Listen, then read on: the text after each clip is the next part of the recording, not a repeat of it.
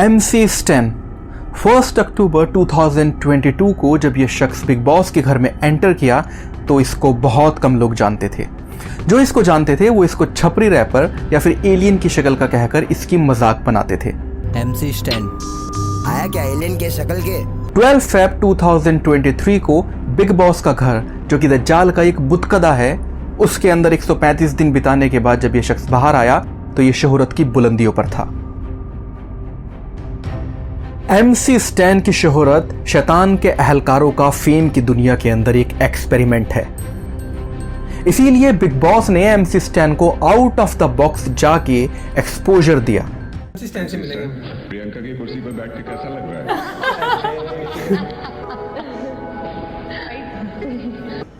और बहुत सारे सेलिब्रिटीज ने MC स्टैन की चापलूसी भी की। बस मस्त है, बंदा पूरा मस्त है। आपने वो थोड़ा बिग बॉस के कुछ क्लिप्स देखे हैं तो ही इज रियली कूल, मस्त है, मतलब वो इंडियन लिल वेन। आज की वीडियो एक एक्सपोज वीडियो है। अपनी बात को समझाने के लिए मैं एक इक्वेशन को यूज करूंगा। फेम, पर्सन एंड प्रोडक्ट, ये एक ट्रायो है। हर वो शख्स जिसको शोहरत मिलती है उसकी शोहरत की बिहाइंड में होता है उसका प्रोडक्ट। उस प्रोडक्ट की कामयाबी की वजह से वो शख्स शोहरत को पहुंचता है। फॉर एन एग्जाम्पल, 1994 में DDLJ ने शाहरुख खान को शोहरत की बुलंदियों पर पहुंचा दिया। शाहरुख खान का प्रोडक्ट था उसकी रोमांटिक एक्टिंग स्किल। 2008 में मार्क जकरबर्ग को कामयाबी मिली उसके प्रोडक्ट फेसबुक की वजह से। और रीसेंट ईयर के अंदर एलॉन मस्क, उसको शोहरत मिली एलॉन मस्क के प्रोडक्ट टेस्ला की वजह से। लेकिन MC स्टैन की शोहरत को अगर आप एनालाइज करोगे तो आप पाओगे कि MC स्टैन को शोहरत उसके प्रोडक्ट हिप हॉप की वजह से नहीं मिली, बल्कि शोहरत का गजरा MC स्टैन के गले में डाल दिया गया। शैतान के पुजारियों ने MC स्टैन को शोहरत देने के लिए दो बाई प्रोडक्ट यूज किए, fake money and fake fans. Illusion create किया गया। एक तरफ MC स्टैन को इंट्रोड्यूस किया गया एक हिप हॉप आर्टिस्ट की तरह,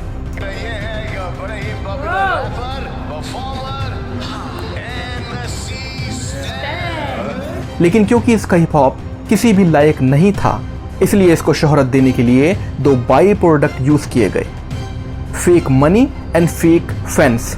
हर जगह जहां भी MC स्टैन को एक्सपोजर दिया गया वहां या तो इसके मनी के बारे में बात की गई या फिर इसके फैंस के बारे में।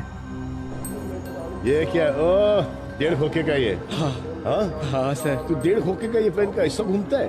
हाँ सर। और ये सब तूने कितना जल्दी कमाया? देख अपने यूथ को बता। जैसे आज तू निकला है, तेरा सर से पांव तक का भाव क्या है? टू बी ऑनेस्ट भाई, it's like 60-70 lakh. Nick, my bro, MC Stan. क्या बोलते भाई?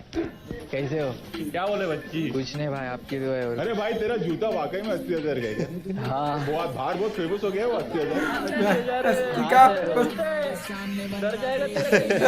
To talk to all of you, पर सबसे पहले मैं बात करना चाहूंगा मेरे फेवरेट स्टैन बाऊ।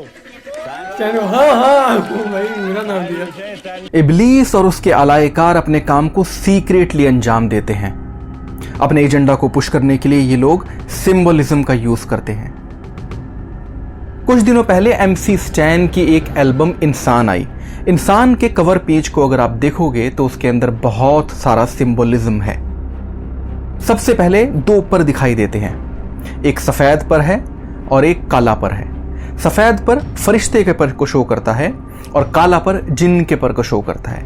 सफेद पर सवाब की अलामत है और काला पर गुनाह की अलामत है।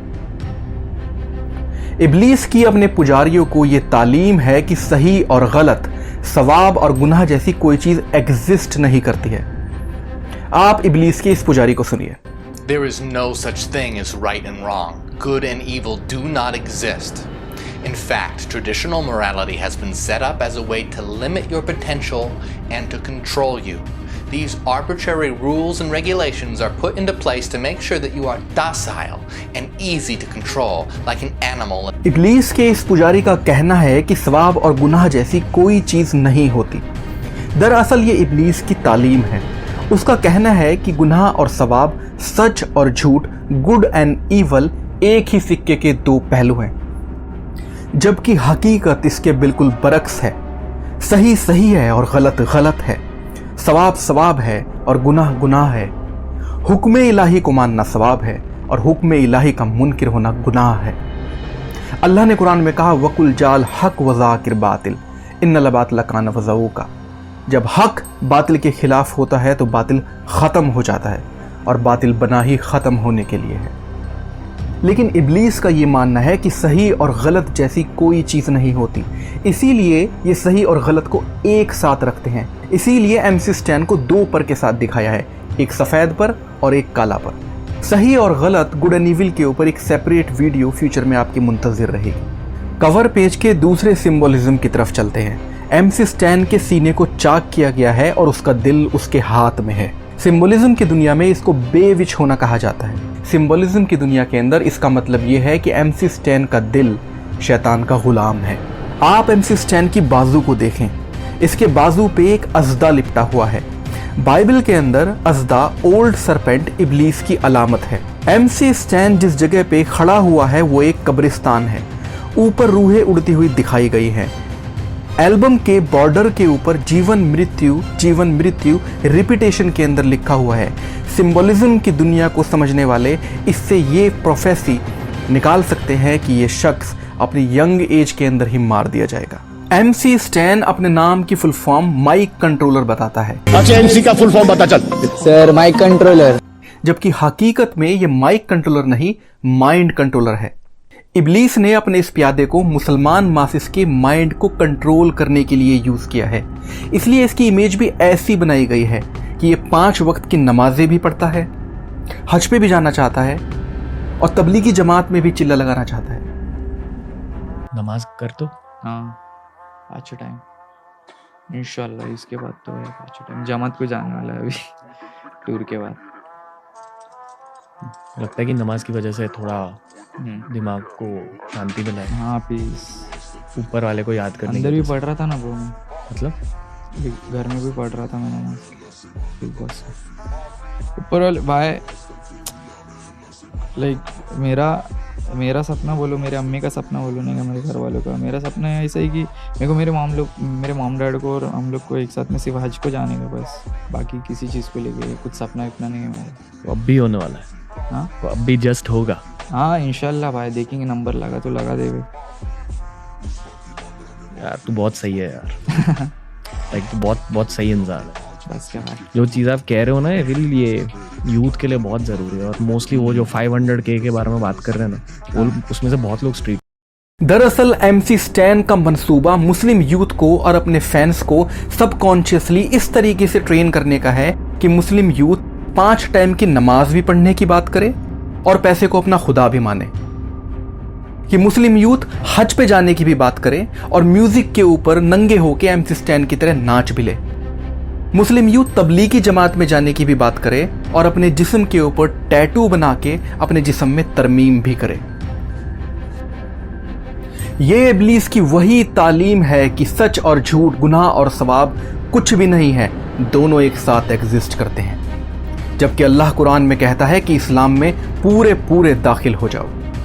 वो जो इस दुनिया के अंदर इस्लाम में पूरा दाखिल होगा वो आखिरत में अल्लाह की बादशाहत में पूरा दाखिल होगा। वो जो इस दुनिया में शैतान के दस्तरखान पे जरा भी बैठेगा वो आखिरत में उसके साथ जहन्नम में फेंक दिया जाएगा। डियर वॉचर, हमने इब्लीस की माइंड प्रोग्रामिंग को और उसकी प्लानिंग को आपके सामने खोल कर बयान किया है। आपको भी उसकी प्लानिंग को समझने की जरूरत है ताकि आप सेलिब्रिटीज को मुसलमान मानकर फॉलो करना और आइडियलाइज करना बंद करें, वरना इब्लीस MC स्टैन जैसे लोगों को फ्रंट पर लाता रहेगा, मुस्लिम यूथ की माइंड प्रोग्रामिंग करता रहेगा और मुस्लिम यूथ को वैसे ही बर्बाद कर देगा जैसे उसने क्रिश्चियन यूथ को वेस्टर्न वर्ल्ड के अंदर बर्बाद किया है। तो ये थी हमारी आज की वीडियो। आपको कैसी लगी आप हमें ज़रूर बताएं। हमारे साथ इस सफ़र में बने रहें क्योंकि सफ़र हमारा है, फतेह अल्लाह की है।